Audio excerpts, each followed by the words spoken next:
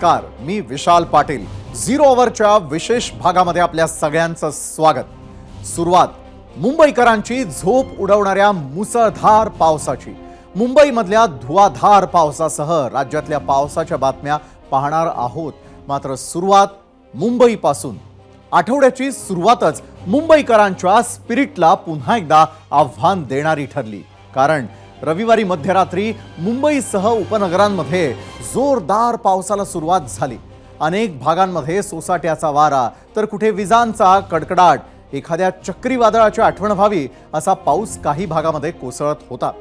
सकाळ होईपर्यंत पावसाचा जोर थोडा कमी झाला, पण आज दिवसभरामध्ये मुंबईकरांना सूर्यनारायणाचं दर्शनच झालं नाही। कारण काही मिनिटं पावसानं उसंत घेतली असली तरी देखील मुंबईवरती पावसाचे ढग होतेच। आता इतका मोठा पाऊस झाला की त्याचा परिणाम होणारच, आणि तसंच झालं। आठवड्याची सुरुवात म्हणून कामावर जाण्यासाठी आज मुंबईकरांना चांगलीच धावपळ देखील करावी लागली होती। रात्रीच्या पावसानं सेंट्रलसह हार्बर लोकल सेवा विस्कळीत केली। काही स्थानकांमधून गाड्या धीम्या ट्रॅकवर धावत होत्या आणि त्यामुळे अर्थात स्थानकांमध्ये प्रचंड गर्दी होती। काही गाड्या तर अर्ध्या वाटेतच थांबवल्या गेल्या आणि त्यामुळे लाखो नोकरदार वाटेतच अडकून पडले। मग काय, कामावर पोहोचण्याचा शर्यतीचा धावणारा मुंबईकर हा लोकल गाड्या सोडून रस्ते मार्गे निघाला, तर उपनगरामधून मुंबईमध्ये येणारे पूर्व आणि पश्चिम असे दोन्ही महामार्ग जॅम झाले। अनेक ठिकाणी वाहतूक कोंडी झाली। जीव मुठीत धरून मुंबईकरांनी कार्यालय गाठण्याची शर्यत जिंकली असली तरी देखील परतीची धाकधूक त्यांच्या मनात होती, कारण संध्याकाळपर्यंत मुंबईला मुसळधार पावसाचा इशारा देण्यात आलेला होता। इतकंच नाही तर शहरामधील आपत्ती व्यवस्थापनाचे कसे हाल झाले आहेत हेही त्यांनी पाहिलं होतं। रस्ते जागोजागी तुंबले होते, नाले सफाईचा कसा बोजवारा उडालाय हेही मुंबईकरांनी आज पाहिलं। दुपारी तिन्ही लाईनवरच्या लोकल सेवा सुरू झाल्या होत्या आणि याच पावसाचे पडसाद राज्याच्या विधिमंडळाच्या पावसाळी अधिवेशनातही उमटले आणि त्यावरून आरोप प्रत्यारोपही झाले। हे आपण पाहणार आहोतच, मात्र त्याआधी पाहूयात आजचा आपला प्रश्न, आणि तो पाहण्यासाठी आता आपण जाणार आहोत आपल्या पोल सेंटरला। तर झिरो ओव्हरमध्ये आम्ही आपल्यासाठी प्रश्न विचारलेला होता। तो प्रश्न आहे, एकाच मोठ्या पावसात मुंबई तुंबली, मुंबईकरांचे प्रचंड हाल, तुंबलेल्या मुंबईला कोण जबाबदार? पर्याय आपल्यासमोर 4 होते। पहिला, मुसळधार पाऊस, ढिसाळ नालेसफाई, राजकारणी की तीनही पर्याय?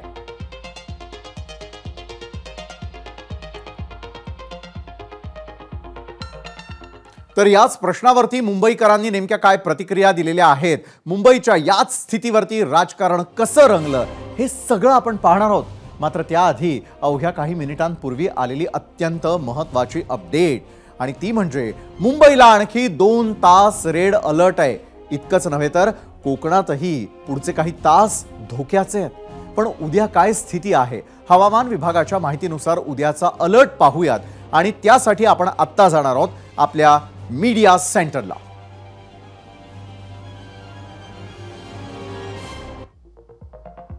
तर राज्यामध्ये पावसाचा अलर्ट देण्यात आलेला आहे। मुसळधार पाऊस असेल कुठे कुठे। ऑरेंज अलर्ट आहे पुणे, सातारा, रत्नागिरी आणि सिंधुदुर्गला। त्यानंतर येलो अलर्ट आहे मुंबई, ठाणे, पालघर आणि रायगडला। येलो अलर्ट आहे धुळे, नंदुरबार आणि जळगावला सुद्धा।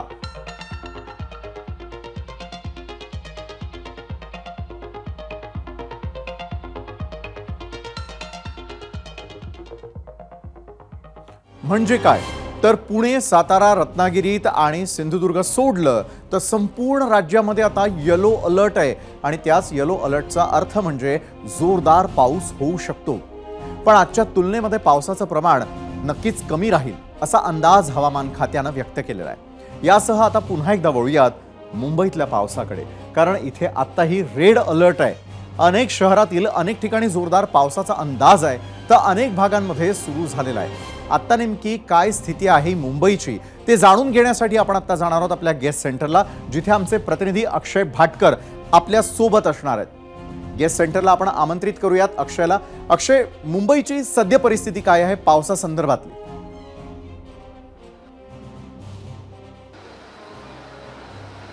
सुरुवातीला मी आताची परिस्थिती सांगतो। आता मध्य रेल्वेवरच्या लोकल या दोन्ही बाजूला स्लो आणि फास्ट ट्रॅकवर सुरू आहेत। हार्बर रेल्वेवरच्या लोकल देखील पनवेल ते CSMT दरम्यान सुरू आहेत। पश्चिम रेल्वेवर तर दिवसभर लोकल सुरू होत्याच, पण आता देखील त्या व्यवस्थित सुरू आहेत।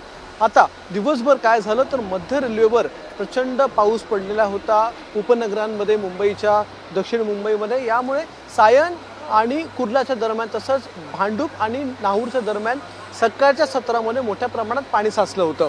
आता हे पाणी साचल्याचं कारण काय आहे तर या ठिकाणी 2 नाले आहेत ज्या नाल्यांमध्ये कचरा होता आणि त्यामुळे पाणी ओव्हरफ्लो झालं, त्यात पाऊस जास्त पडला, मोठी भरती होती, या सगळ्याचा एकत्रित परिणाम झाला आणि मध्य रेल्वेची वाहतूक ही काही तासांसाठी ही कोलमडलेली होती।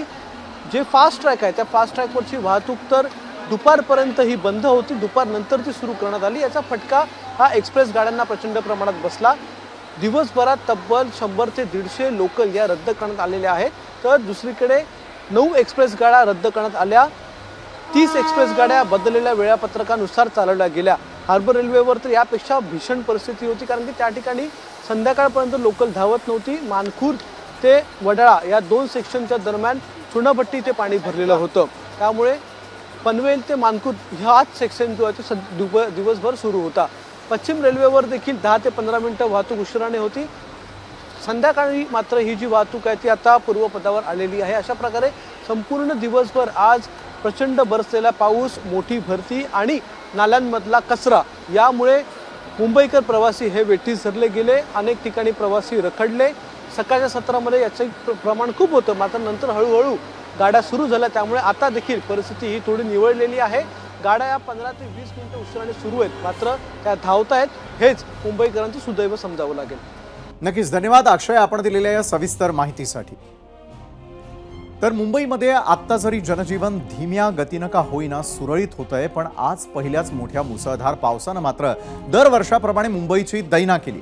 मुसळधार पावसामध्ये मुंबई ठप्प झाली, रस्ते जलमय झाले, रेल्वे रूळ पाण्याखाली गेल्यानं लाईफ लाईन अर्थात लोकल ठप्प झाली, लाखो नागरिकांचे हाल झाले आणि या सर्व अडचणींचं आज पावसाळी अधिवेशनामध्ये चांगलंच राजकारणही झालं।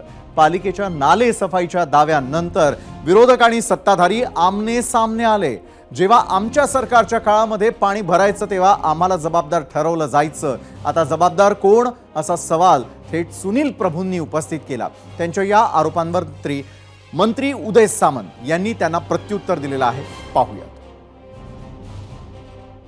हाच पाऊस 2 वर्षापूर्वी पडला तेव्हा उद्धव ठाकरे आणि आदित्य ठाकरे यांनी नालेसफाई केली नाही म्हणून बोंबाबोंब केली जाते। मग आज असं आहे की आज महापौर नाही आहेत, नगरसेवक नाही आहेत आणि प्रशासक आहेत मुख्यमंत्र्यांच्या आधिपत्याखाली।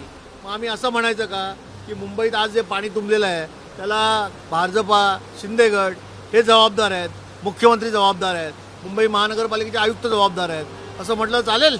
माझा मुद्दा हाच आहे की ज्यावेळी नैसर्गिक आपत्ती येते हे सगळ्यांनी एकत्र उभं राहायचं असतं, त्याच्यामध्ये राजकारण करायचं नसतं।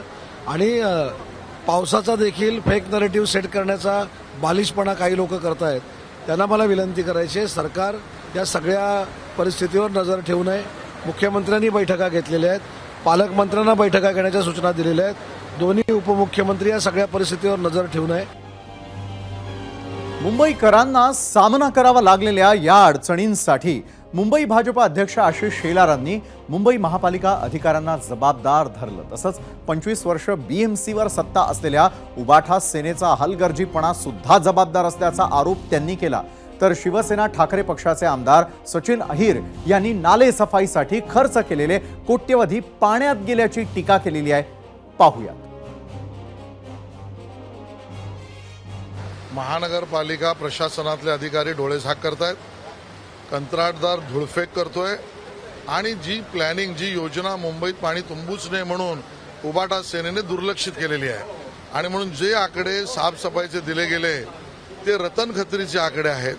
ते रतन खत्रीच्या आकड्यावर मुंबईकरांच्या जीवावर यांनी पैजा मारणं याच्यापेक्षा दुसरं पाप नाही आणि म्हणून या कंत्राटदारांवर कारवाई केली पाहिजे। मी आता सभागृहामध्ये सुद्धा याबद्दलची माहिती त्या ठिकाणी विचार। ठाण्याच्या पुढे ट्रेनच बंद झालेली आहे, म्हणजे माझा स्वतःचा ड्रायव्हर आज येऊ शकला नाही आहे। म्हणजे ही वस्तुस्थिती आणि परिस्थिती जर बघितली तर यातूनच कळते की मान्सूनच्या अगोदर जे साफसफाई व्हायला पाहिजे होते, नाळे ज्या काही यंत्रणा सज्ज केले पाहिजे होते ते कुठे दिसत नाही। फक्त पाणी दौरा केलं जातो आणि नंतर परत आहे तसंच व्हायला जातो। कोट्यवधी रुपये हे नालेसफाईमध्ये खर्च केले जातात, यातून नेमकं काय साध्य झालंय का असं आपल्याला वाटतं? काही झालेलं नाही आहे. उलटा लोकांचे हाल होत आहेत आणि विशेषतः तुम्ही बघितलं असेल, दादर असेल, माटुंगा असेल, सायन असेल, याच्यामध्ये परत पाणी तुम्हाला लागले. यातूनच स्पष्ट होते की ही साफसफाई नालेची जी आम्ही नाही आशिष शेलार आरोप करत होते, हे सिद्ध झालेले आहेत. आता ह्याच्यावरती तरी कारवाई करावी. फक्त मुंबईतच नाही तर राज्यामध्ये अनेक जिल्ह्यांमध्ये जोरदार पाऊस झाला, पण तुलनेनं मुंबईमध्ये झालेल्या पावसाचा आकडा चिंता वाढवणार आहे. खरं तर तळाशी गेलेल्या धरणांची अवस्था लक्षात घेता मोठा पाऊस होणं ही आनंदाची गोष्ट. मात्र शहरात झालेल्या या पावसानं जनजीवन पूर्णपणे विस्कळीत झालं. शिवाय अशा पावसामुळे मुंबईमधील जुन्या इमारतींचा धोकाही वाढला. त्यातच पुढचे काही तास मुंबईसाठी अत्यंत महत्त्वाचे असणार आहेत. अशा पार्श्वभूमीवर मुख्यमंत्री एकनाथ शिंदेंनी तातडीनं बैठकांचं सत्र सुरू केलं. मुंबईच्या पावसासाठी कार्यरत असलेल्या नियंत्रण कक्षाला मुख्यमंत्र्यांनी भेट दिली, उपाययोजनांबद्दलची सविस्तर माहिती घेतली आणि त्यानंतर त्यांनी राज्यातल्या पावसाचाही आढावा घेतला. आणि जोरदार पावसाच्या पार्श्वभूमीवर जिल्हा स्तरावरील सर्व यंत्रणांनी सतर्क आणि सज्ज राहण्याचे आदेश दिले. त्यानंतर माध्यमांशी चर्चा करत असताना मुख्यमंत्र्यांनी विरोधकांना एक आवाहन केलेलं आहे. पाहूया. मुंबईमध्ये देखील 267 ते 300 mm पाऊस पडला आणि त्यामुळे आपण पाहिलं तर 65 mmच्या वर गेल्यानंतर मग अतिवृष्टीसारखीच परिस्थिती निर्माण होते.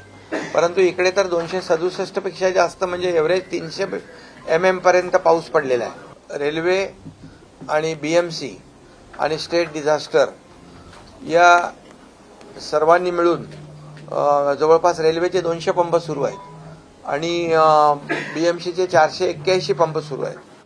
आणि ते पंप जे आहेत आणि त्याच्यामुळे पाणी जे साचलेलं आहे ते पाणी आपण तात्काळ त्याचा निचरा करण्याचं काम ये पंप करता है.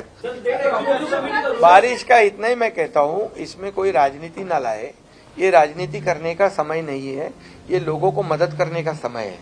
अभी लोगों को जहाँ फंसे उनको रेस्क्यू करने का समय है, रोड का पानी कम करने का समय है और इसमें सभी लोगों ने मिलकर काम करना चाहिए. राजनीति के लिए तो बहुत विषय है, ये राजनीति का विषय नहीं है. और बारिश इतनी तेज गिरी है, तो ये तेज बारिश गिरी है, ये इससे पहले जो आज हम लोग उपाय कर रहे हैं 2 साल में शुरू किए वो तो पहले होने चाहिए थे. आणि आता वळूयात आजच्या भागामधील मुंबईच्या पावसाच्या प्रश्नाकडे.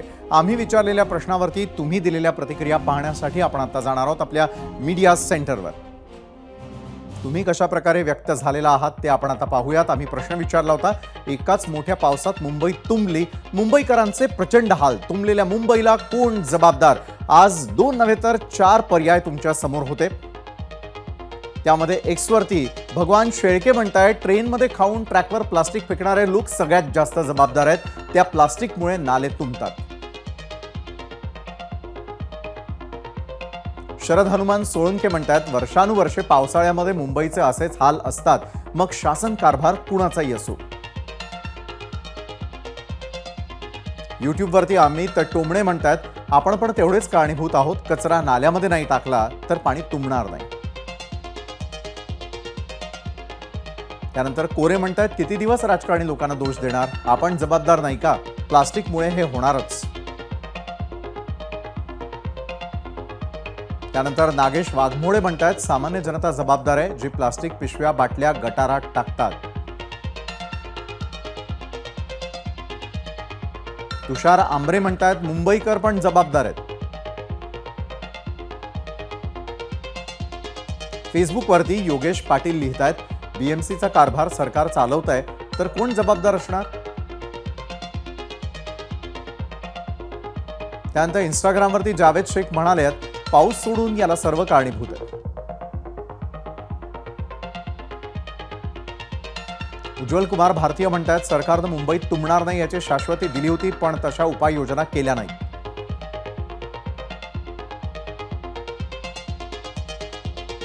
रुपेश घरकर म्हणतात, राजकारण आणि नालेसफाईचा ढिसाळपणा.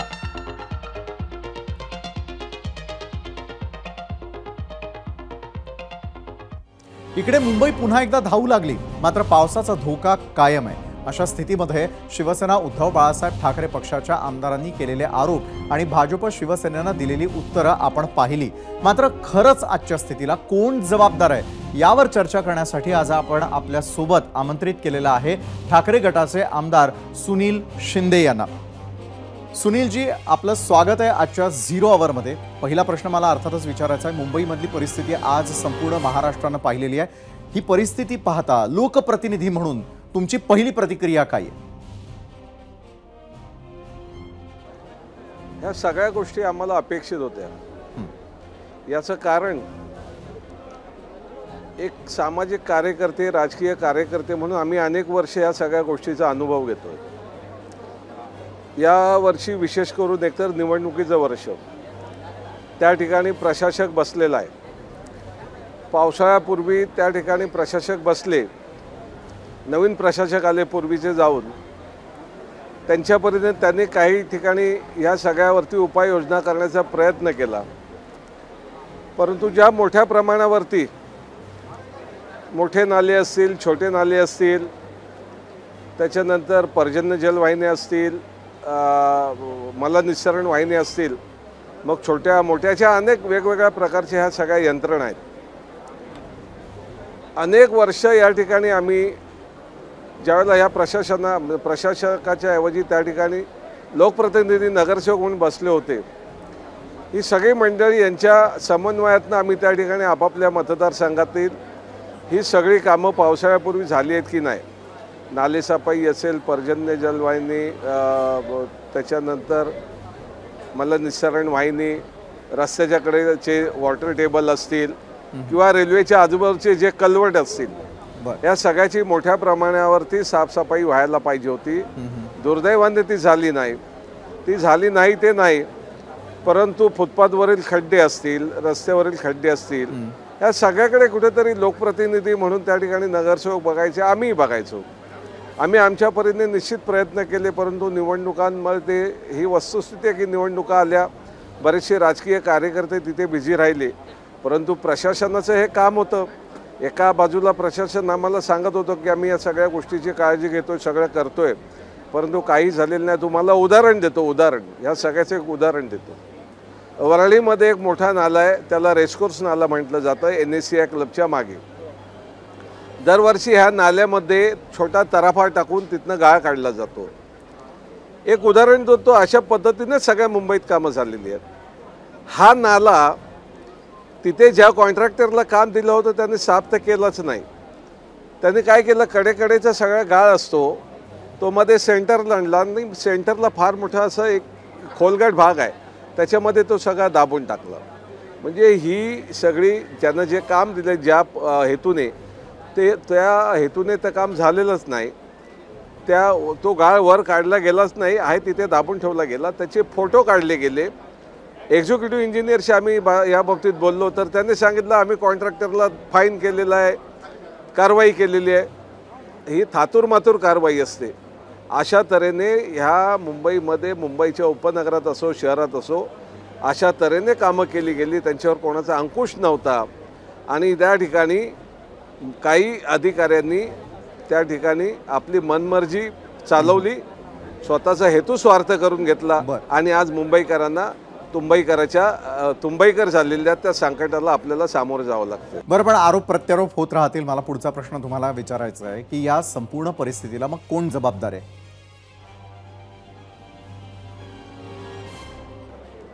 नाही, एक लक्षात ठेवा, आता हा राजकीय विषय म्हणण्यापेक्षा या ठिकाणी कर्तव्यपूर्ती झालेली नाही किंवा कर्तव्यापासून लांब राहिलेले नोकरशहा लक्षात ठेवा.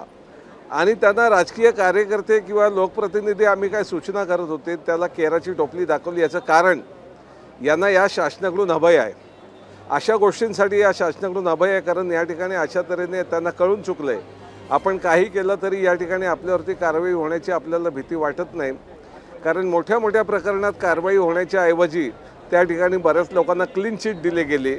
आणि ही सगळी आता हा एक मेसेज खालच्या स्तरापर्यंत आलेला आहे. त्याच्यामुळे ते कुठेतरी इनडायरेक्टली सत्ताधाऱ्यांचा आशीर्वाद वरपर्यंत खालपर्यंत असतो या भावनेने राहतात आणि त्यामुळे आता मुंबईकरांच्या कामाकडे दुर्लक्ष झालेलं आहे.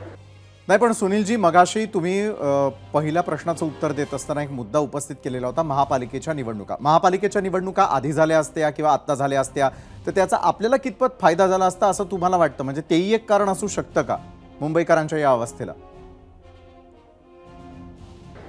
निश्चितच नगरसेवकाचं महत्त्व तेच आहे. या नगरपालिकांमध्ये लोकप्रतिनिधी यासाठी असणे, कारण तो जनतेच्या प्रति जागरूक असतो. लक्षात ठेवा, तो त्याला शेवटी त्या तिकडच्या 15, 20, 30 हजार लोकांनी निवडून दिलेलं असते. त्याला त्याचं कर्तव्य करायचं असते, त्याला रोजची साफसफाई करून घ्यायची असते. नाही झालं तर विभागातली जनता जाब विचारत असते.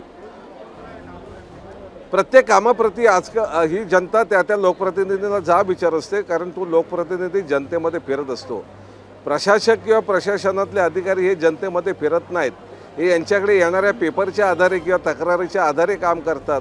त्यांना जनतेमध्ये जायचं नसते. जनतेमध्ये कार्यकर्त्यांना आणि लोकप्रतिनिधींना जायचं असते. म्हणून या ठिकाणी निवडणूक न घेता ही जी काही प्रशासक राजवट आहे त्या सगळ्याचा आज परिपाक काय असेल तर मुंबईकरांना विविध संकटांना सामोरं जावं लागते. बरं, तुम्ही मुंबईकरांच्या बाजूनेही बोलताना दिसताय, मात्र एक प्रश्न मला विचारायचा आहे की पावसाळ्यापूर्वी नालेसफाईची पाहणी खुद्द मुख्यमंत्र्यांनी केलेली आहे. मुख्यमंत्र्यांनी पाहणी करून देखील प्रशासन कुठेतरी कमी पडतंय का? मुंबई एक लक्षात ठेवा, मुख्यमंत्र्यांची सुद्धा फसवणूक केलेली आहे. मुख्यमंत्र्यांच्याही या लोकांनी त्यांच्या डोळ्यावर धूळफेक केलेली आहे.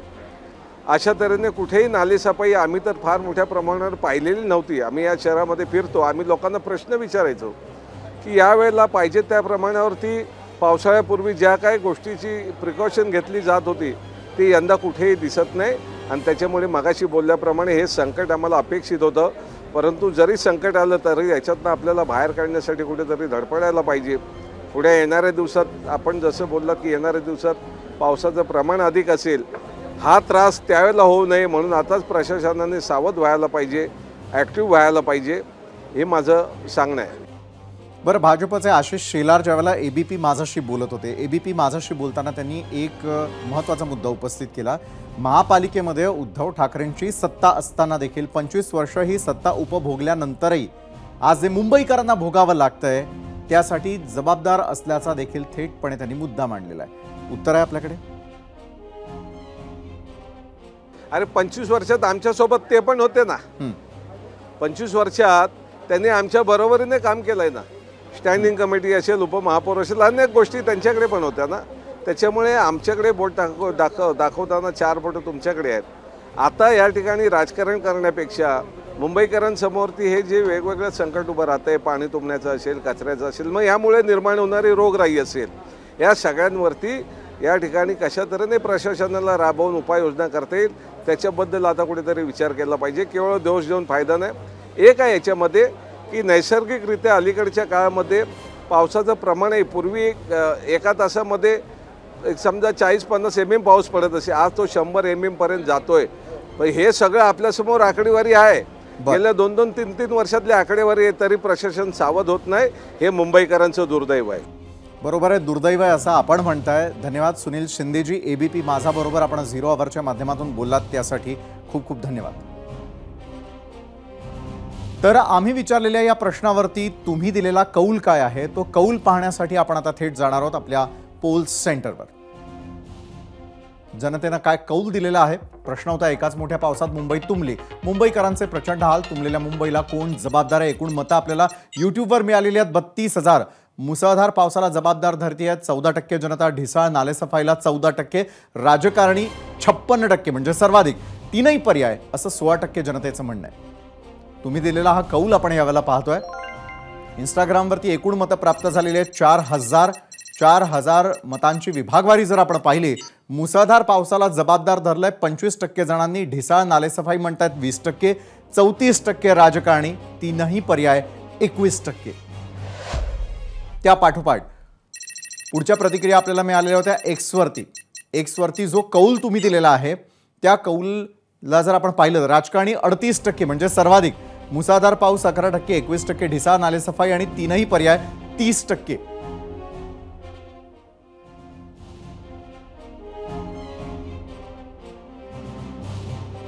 राजकारणी संकटातही संधी शोधतात असं म्हणतात.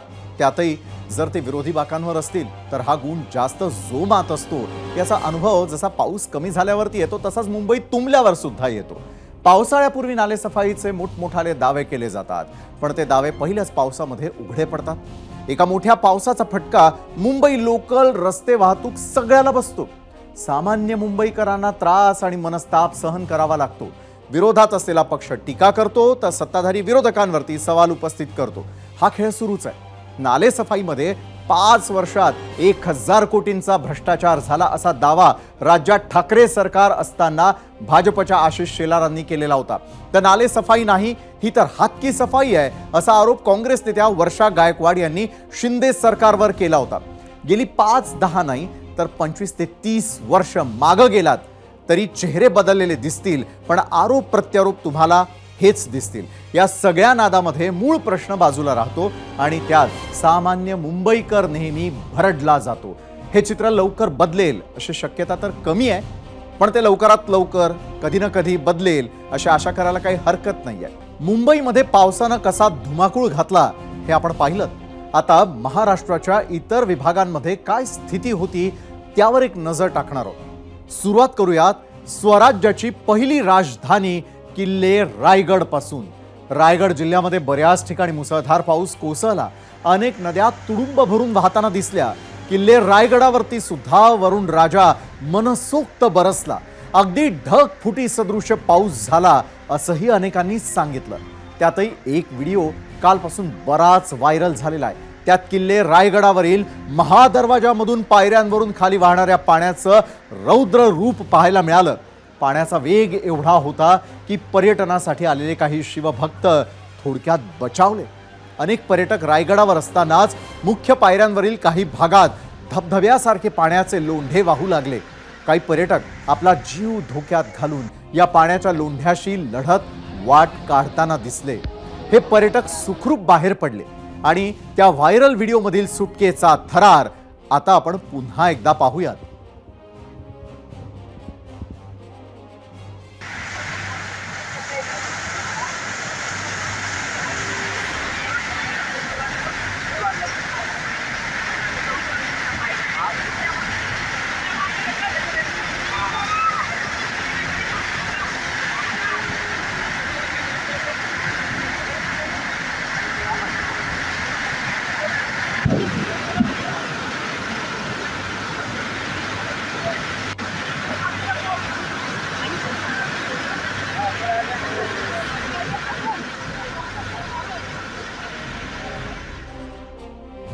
किल्ले रायगडावरती जे पर्यटक होते त्यांना रोपवेनं गडावरून उतरवण्यात आलं. मात्र गडावरील हा व्हायरल व्हिडिओ, त्यातून दिसणारा पर्यटकांच्या सुरक्षेचा प्रश्न आणि रायगड जिल्ह्यातील सुरू असलेल्या अतिवृष्टीमुळे आजपासून खबरदारीचा उपाय म्हणून रायगड किल्ला पर्यटकांकरता बंद करण्याचा निर्णय घेण्यात आला. रायगड किल्ल्यावरती पायी जाणारा चित्त दरवाजा आणि नाणे दरवाजा मार्ग बॅरिकेटिंग करून बंद करण्यात आलेला आहे.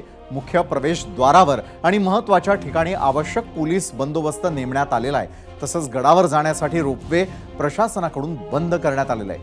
पुढील सूचना मिळेपर्यंत पर्यटकांनी गड किल्ल्यांवरती जाऊ नये असं आवाहन देखील आता करण्यात येत आहे. रायगड जिल्ह्यात कालपासून मुसळधार पाऊस कोसळतोय. अनेक नद्या नाले तुडुंब भरून वाहताना दिसत आहेत. रायगड किल्ल्यावर देखील काल ढगफुटी सदृश्य पाऊस झाला आणि याच्यामध्ये अनेक पर्यटक अडकल्याची बाब समोर आली. याच पार्श्वभूमीवर जिल्हा प्रशासनानं आता पूर्ण रायगड किल्ला पर्यटनासाठी बंद केलेला आहे.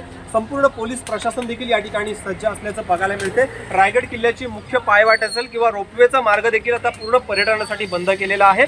एकंदरीत रायगड किल्ल्यामध्ये मोठ्या प्रमाणात काल पाऊस झाला आणि याच्यामध्ये अनेक नद्या नाले देखील तुडुंब भरून वाहताना दिसत आहेत. अनेक भागांमध्ये काही तरुण वाहून गेल्याच्या देखील घटना आहेत आणि याच अनुषंगाने आता रायगड किल्ल्यावर देखील कोणताही अनुचित प्रकार घडू नये याच पार्श्वभूमीवर प्रशासनानं आता रायगड किल्ला पूर्णतः पर्यटनासाठी बंद केलेला पाहायला मिळत आहे. गणेश मापळकर, एबीपी माझा, रायगड. पावसाचा जोर लक्षात घेऊन राज्यामध्ये 12 ठिकाणी एनडीआरएफच्या टीम तैनात करण्यात आलेल्या आहेत.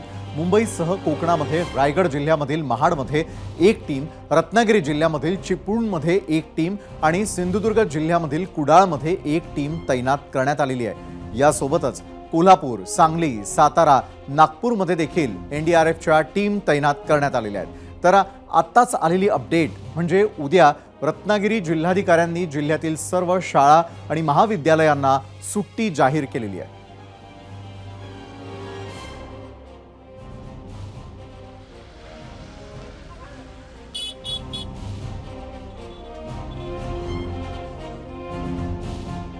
सिंधुदुर्गामध्ये काल 24 तासांमध्ये 215 मिलीमीटर इतक्या पावसाची नोंद झाली।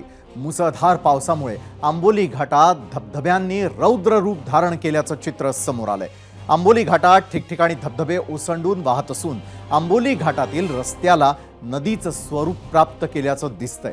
काही भागात ढगफुटी सदृश्य पाऊस कोसळला आणि त्यामुळे जिल्ह्यामध्ये पूर परिस्थिती निर्माण झाली। अनेक घरांना पुराच्या पाण्यानं वेढलं। मुंबई गोवा महामार्गावरती देखील पाणी आल्यानं महामार्ग तब्बल 14 तास बंद होता। जिल्ह्यातील प्रमुख नद्या इशारा पातळीच्या वर सध्या वाहत होत्या। पूरस्थितीमध्ये नागरिकांना मदत करण्याचं काम एनडीआरएफच्या जवानांनी सुरू केलेलं आहे। सिंधुदुर्ग जिल्ह्यामधील एनडीआरएफ टीम सोबत संवाद साधलेला आहे आमचे प्रतिनिधी सदाशिव लाड यांनी। सिंधुदुर्ग जिल्ह्यात कालपासून मुसळधार पाऊस कोसळतोय, त्यामुळे जिल्ह्यातील जनजीवन जे आहे ते विस्कळीत झालेलं आहे। अनेक ठिकाणी पुराच्या पाण्यात अनेक लोक जे आहेत ते अडकलेले आहेत आणि एनडीआरएफची टीम जी आहे ती सध्या कुडाळमधील पावशी भागात दाखल झालेली पाहायला मिळते। आपण पाहत असाल तरी एनडीआरएफची टीम मदत कार्यासाठी पुढे आलेली पाहायला मिळत आहे। यासोबतच एनडीआरएफचे काही अधिकारी देखील आहेत, आपण त्यांच्याशी बातचीत करू। सर, यहाँ पे एनडीआरएफ की टीम दाखिल हुई, कितने लोग हैं और कैसा रेस्क्यू चालू? कल रात को लगभग 9 बजे हमारे टीम को पुणे स्टेशन दिया गया था। कल रात से हमारा टीम पुणे से बाई रोड आ गया और जैसे आप देख रहे हो यहाँ पे हमारे पास इन्फ्लेटेबल रबराइज्ड बोट्स है और लाइफ बॉयज है, लाइफ जैकेट्स है और ये सारा FWR का सेफ्टी इक्विपमेंट के साथ लोगों के पास हमने भेजा है, टीम को भेजा है, वहाँ जाके लोगों को रेस्क्यू करें और इस तरीके से जो आपदा होते हैं इस तरीके से लोगों का सेफ्टी को। और कहाँ पे रेस्क्यू करने वाले हैं आप? इसके बाद फिर हमको आगे के जो कुछ एरियाज हमको बताया गया है, जैसे ये एक पवसई था और इसके बाद आगे कुडाल है और इसके बाद बांडा करके एक एरिया है और फिर उसके बाद फिर जैसे डिस्ट्रिक्ट एडमिनिस्ट्रेशन जहां रिक्वेस्टेशन देगा वहां पे हम जाएंगे। अनेक लोक पुराच्या पाण्यात अडकलेले आहेत आणि त्यांना रेस्क्यू करण्यासाठी या ठिकाणी एनडीआरएफची टीम जी आहे ती दाखल झालेली पाहायला मिळते। कॅमेरा पर्सन योगेश सदाशिव लाड, एबीपी माझा, कुडाळ, सिंधुदुर्ग। कोकणातील पाऊस, पूर परिस्थिती, गडावरील व्हायरल व्हिडिओ आणि सावित्री नदीचं व्यवस्थापन अशा विविध विषयांबाबत रायगडचे खासदार सुनील तटकरे यांनी आपली प्रतिक्रिया दिली आहे। काय म्हणालेत ते आता पाहूया। चिपळूण तालुक्यातला काही भाग येतो, खेड तालुका येतो, महाड म्हणजे सावित्रीजींनी ज्या ठिकाणी नेहमीच रौद्र स्वरूप धारण करते तो भाग येतो।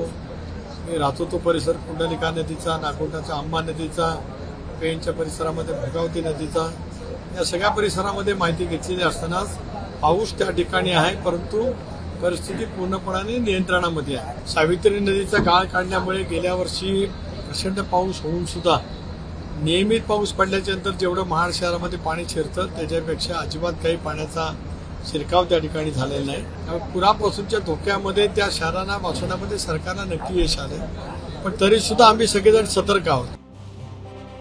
रत्नागिरी जिल्ह्यामध्ये पावसाचा जोर वाढल्यानंतर प्रमुख 8 नद्यांपैकी 2 नद्या इशारा पातळीच्या वरून वाहत होत्या। खेडमधील जगबुडी आणि राजापूरमधील कोदवली नदी इशारा पातळीवरून वाहत होती। विशेष बाब म्हणजे चिपळूणमधील वशिष्ठी नदीची पाणी पातळी धोक्याच्या रेषेखाली होती आणि त्यामुळे चिपळूण शहराला सध्या तरी धोका नसल्याचं सांगितलं जात आहे। एकूणच कोकणात सध्या समाधानकारक पाऊस कोसळतोय आणि त्यामुळे शेतीच्या कामांना देखील वेग आलेला आहे। भूजल पातळीमध्ये देखील सध्या चांगली वाढ झालेली आहे। प्रमुख नद्या दुथडी भरून वाहत आहेत। पुढील काही दिवस पावसाचा जोर कायम राहील असा अंदाज हवामान विभागानं व्यक्त केलेला आहे।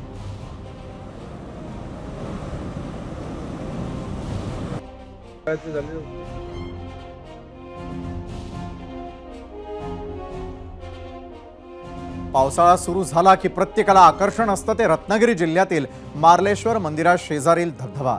मार्लेश्वर हे प्रसिद्ध तीर्थक्षेत्र आणि जागृत देवस्थान आहे। उंच उंच कडेकपाऱ्यांमधून वाहणाऱ्या 52 नदीमुळे या मंदिरात शेजारील धबधबा हा बारमाही वाहत असतो। पण पावसाळ्यामध्ये हा धबधबा अधिकच नयनरम्य वाटतो। पावसाळ्यामध्ये सह्याद्रीच्या कडेकपाऱ्यांमधून इतर छोटे छोटे धबधबे देखील कोसळू लागलेले आहेत। अनेकदा हे धबधबे एकत्र येऊन धारेश्वरला मिळतात आणि ज्यामुळे काही वेळा धारेश्वर धबधबा रौद्र रूप देखील धारण करतो आणि त्यामुळे या धबधब्याच्या मुख्य ठिकाणी जाण्यास पर्यटकांना बंदी आहे।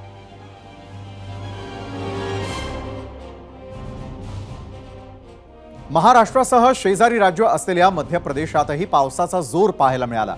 मध्य प्रदेशमध्ये जोरदार पाऊस पडत असल्याचा फायदा हतनूर धरणाच्या पाणलोट क्षेत्रालाही मोठ्या प्रमाणात झालेला आहे। हतनूर धरणामध्ये मोठ्या प्रमाणात पाण्याची आवक सुरू असून धरणाचे 41 पैकी 10 दरवाजे 1 मीटरनं उघडण्यात आलेले आहेत। सध्या धरणामधून 19,105 क्युसेक पाण्याचा विसर्ग सुरू असून तापी नदीला पूर आलाय आणि यामुळे नदी शेजारी राहणाऱ्या नागरिकांना आणि गावांना सतर्कतेचा इशाराही देण्यात आलाय। अद्यापही धरणाच्या पाणलोट क्षेत्रामध्ये पाऊस कायम असून पाण्याची आवक अजून वाढल्यास धरणाचे आणखी काही दरवाजे उघडले जाऊ शकतात।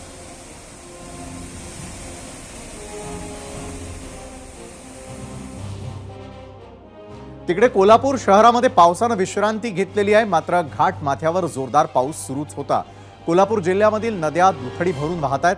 काल पंचगंगा नदी ही 33 फुटांवरून वाहत होती।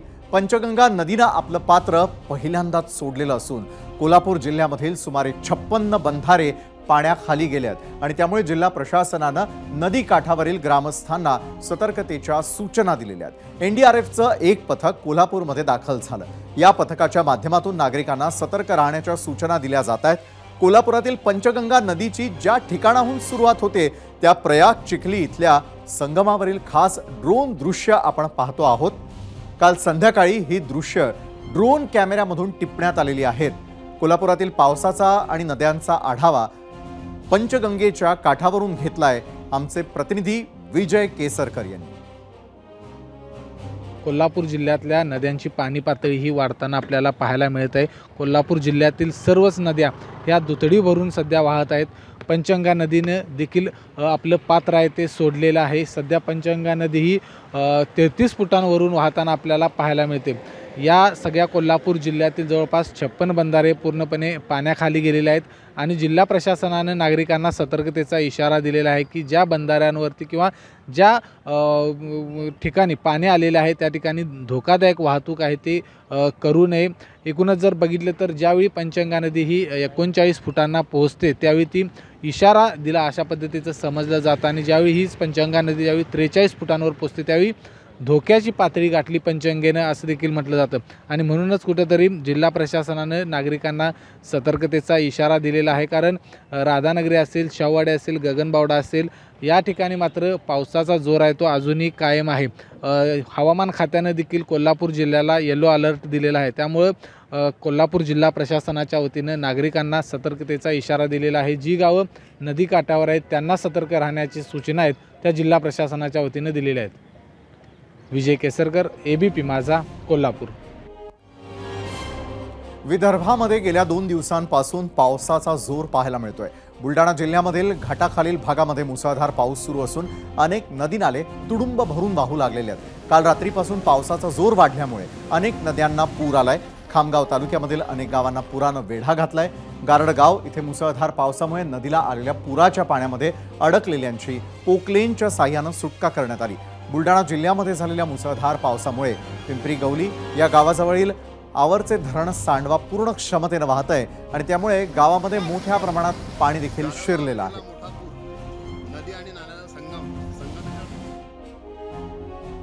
तर तिकडे मराठवाड्यामधील काही भागामध्ये पावसानं चांगली हजेरी लावली। परभणीच्या पालम तालुक्यामध्ये रात्री जोरदार पाऊस झाला। पालम ते जांभूळ बेट रस्त्यावर असलेल्या गळाटी नदीला पूर आलेला आहे। गळाटी नदीला पूर आल्यानं फळा, सोमेश्वर, घोडा, आरखेड, उमरथडी या 5 गावांचा संपर्क तुटला। कंत्राटदारानं वेळेमध्ये काम न केल्यानं ही स्थिती ओढावल्याचा आरोप करण्यात येतोय। तात्पुरती वाहतूक सुरू राहावी यासाठी सिमेंट नळी टाकून तयार केलेला पूल सुद्धा हा पाण्याखाली गेलेला आहे। दिवसभर हा रस्ता वाहतूक करण्यासाठी बंद करण्यात आलेला आहे।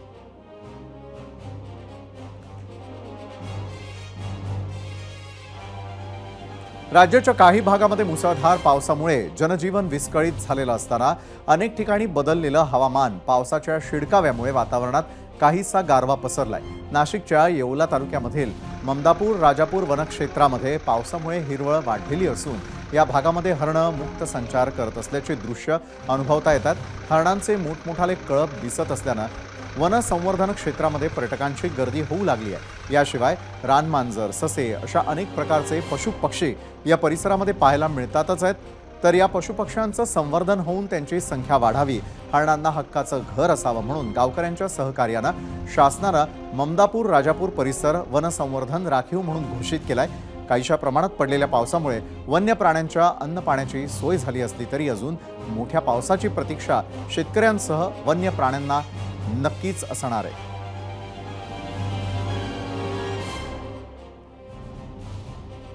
तर उशिरा का असेना, राज्यभरामध्ये वरुण राजानं हजेरी लावलेली आहे. गेल्या 8 दिवसांमध्ये नाशिक आणि पुणे विभाग सोडला तर इतर 4ही विभागांमध्ये सरासरीपेक्षा जास्त पाऊस झालाय. नागपूर विभागामध्ये जूनमध्ये सरासरीच्या 70% पाऊस झाला होता.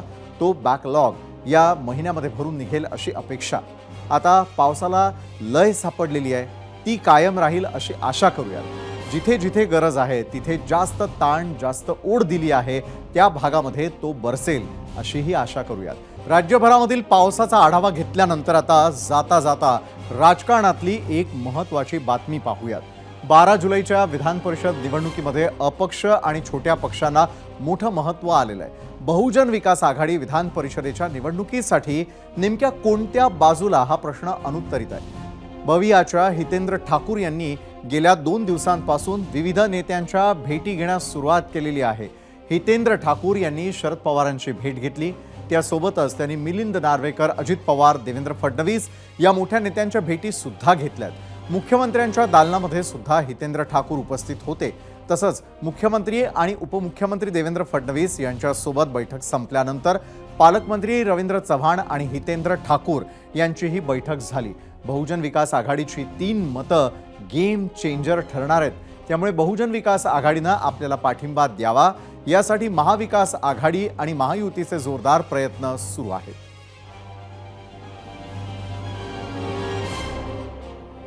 विधान परिषद निवडणुकीमुळे मुंबईमधल्या पंचतारांकित हॉटेल्सना अच्छे दिन आलेले आहेत असंच म्हटलं पाहिजे.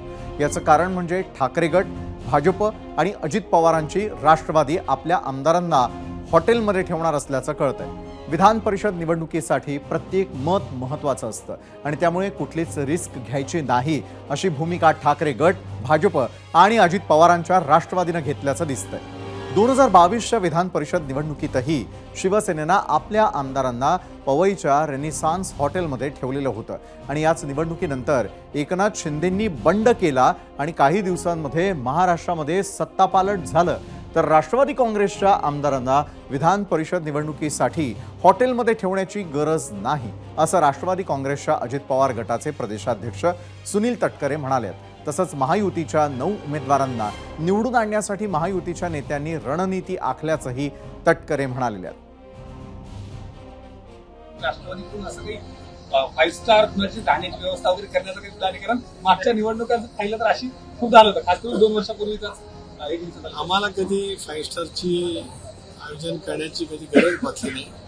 आमचा विश्वास आमच्या आमदारांच्या वरती नक्की त्या ठिकाणी आहे. महायुतीचे 9च्या 9 उमेदवार आणण्याच्या दृष्टीतून आम्ही पूर्णपणाने महायुती म्हणून सज्ज झालेला. स्वाभाविकपणाने भारतीय जनता पक्षाचे 5, शिवसेनेचे 2, राष्ट्रवादी काँग्रेस पक्षाचे 2 अशा 9 जागांची घेऊन आणण्याची पूर्णपणाची खबरदारी महायुतीचे सर्व नेते आपापल्या स्तरावरती 100% त्या ठिकाणी घेत आहेत. नमस्कार. मन सुद्धा तुझं ही वेगळ्याच प्रकारची मालिका तुम्हा सगळ्यांना खूप आवडली होती. याचा दुसरा सीझन कधी येणार अशी विचारणा झाली. प्रतीक्षा संपली आहे मित्रांनो. येतोय मन सुद्धा तुझाचा दुसरा सीझन. होई मन